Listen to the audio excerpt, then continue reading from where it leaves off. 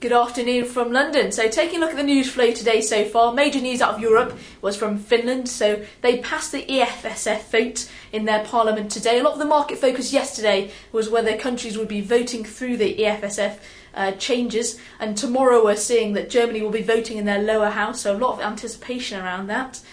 And elsewhere we saw that Fed's Honig said that overly accommodative policy in the US had affected their economy.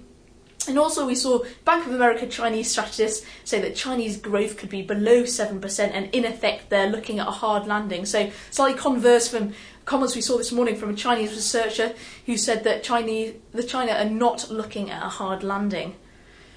Now, in terms of individual stocks, we saw that Royal Dutch Shell in the FTSE, they were having problems at their Singapore refinery, which produces 500,000 barrels per day. They had fires in their oil pipelines, so that there was a reduction in crude oil output, and they also had to shut their cracker.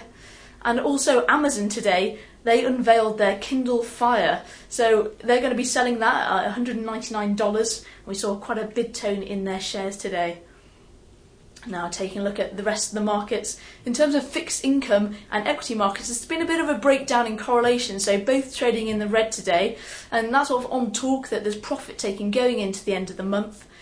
We also saw some slight mixed trading in the currency markets, so dollar index was down around 0.3%, has pared back some of those earlier losses, down around 0.15% at the moment, and euro dollars trade slightly in the positive, cable around flat.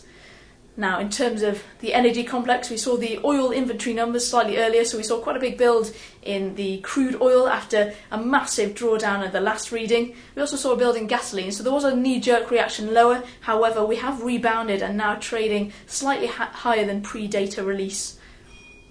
Now, for economic data releases, that's it for today. However, a bit later on we do see the President Obama giving a speech, and also Fed's Bernanke, and that's after the market close. But for now, that's it from me. Enjoy the rest of the session.